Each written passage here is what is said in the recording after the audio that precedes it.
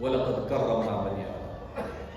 اس انسان کو عقل و فہم دیا، بصیرت و بصارت دے دی، علم و ہنر دے دیا، سوچنے سمجھنے اور بولنے کی قوت و صلاحیت دے دی، لکھنے کی، پڑھنے کی، پڑھانے کی، نئی نئی ایجادات کرنے کی اللہ تبارک و تعالیٰ نے اس کو صلاحیت عطا کی۔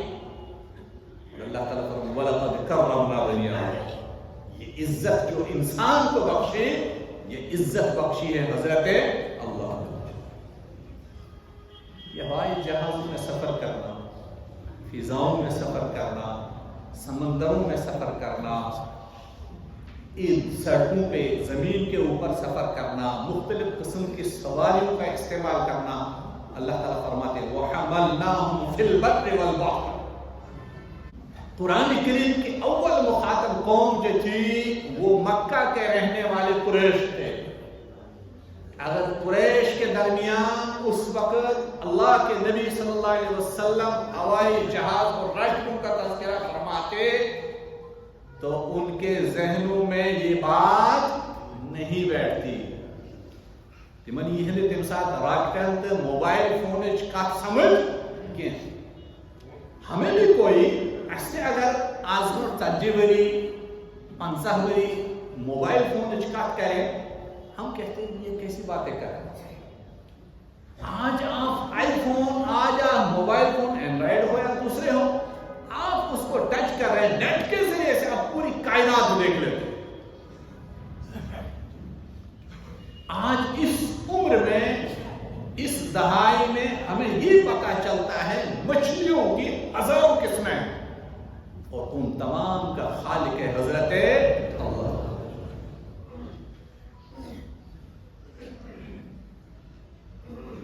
لیکن قرآن میں اللہ تعالیٰ نے بیان فرمایا وَيَخْلُقُ مَا لَا تَعْلَمُونَ۔ اللہ تبارک و تعالیٰ نے ان جانوروں کو پیدا کیا جن پہ تم سواری کر رہے ہو، تمہارے لیے سواری کا کام، مال برداری کا کام، ایک جگہ سے دوسری جگہ منتقل سامان یا خود جانے کے لیے آپ اس کو استعمال کر رہے ہو۔ لیکن اللہ تعالیٰ نے قرآن میں فرمایا 14ویں پارے میں وَيَخْلُقُ مَا لَا تَعْلَمُونَ، اللہ تعالیٰ ایسی چیزیں پیدا کرے گا جس کی ابھی آپ کو علمیت نہیں ہے۔ یہ چیزیں آئی ہیں قرآن کریم کی یہ آیت کا ایک جز قیامت تک آنے والے لوگوں کو جواب دے دے گا۔ لوگ کہیں گے ہوائی جہاز کا تو تذکرہ نہیں ہے قرآن میں۔ اللہ تعالیٰ نے فرمایا میں ایسی ایسی چیزیں پیدا کر دوں گا جس کا آپ ابھی اس دور میں تمہیں علمیت نہیں ہے، آگے چل کر علمیت ہو۔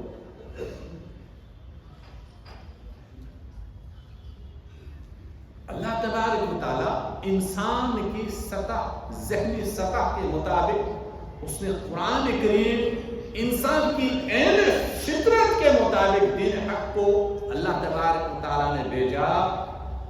جس دور میں بھی، جس صدی میں بھی، جس زمانے میں بھی لوگ آئیں گے دین کو سمجھنا چاہیں گے، اور لوگوں کے اذہان میں، لوگوں کے دل و دماغوں میں اگر کوئی سوال پیدا ہوگا، یہ قرآن، یہ اسلام تمام دنیا میں رہنے والے لوگوں کو اپنے اپنے زمانے میں ان کے حالات کے مطابق تمام سوالوں کا جواب دے گا۔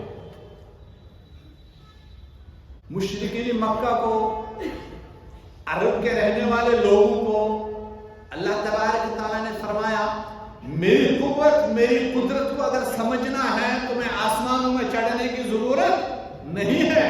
افلا ينظرون الى الابل كيف خلقت، جس اونٹ پہ تم سواری کر رہے ہو اس اونٹ کے اوپر تو غور و فکر کرو۔ اگر اس اونٹ کو ہم تمہارے تابع نہیں کرتے تو تمہارے اندر یہ قوت نہیں کہ تم اس اونٹ کے اوپر سوار ہو جاتے۔ اس اونٹ کو کس طرح یہ بیٹھتا ہے، کس طرح عاجزی کے ساتھ چلتا ہے، کس طرح آپ کے تابع ہوگا۔ وَإِلَى السَّمَاءِ كَيْفَ رُفِعَتْ، اونٹ پہ بیٹھے بیٹھے ہی آسمان کی طرف دیکھو اللہ تعالیٰ نے کس طرح اس کو بلند کیا۔ وَإِلَى الْجِبَالِ كَيْفَ نُصِبَتْ، مکہ میں رہنے والے لوگوں دائیں بائیں نظر ڈالو کتنی ساری پہاڑیاں ہیں، ان پہاڑوں کو کس طرح اللہ تعالیٰ نے نصب کر دیا۔ وَإِلَى الْأَرْضِ كَيْفَ سُطِحَتْ، جس زمین کے اوپر تم چل رہے ہو اس زمین کو اللہ نے کس طرح بچھا دیا۔ ان چیزوں پہ غور کرو تم خود ہی کہو گے لا الہ الا اللہ. ان تمام چیزوں کا خالق کوئی نہیں ہے ماں سوائے حضرت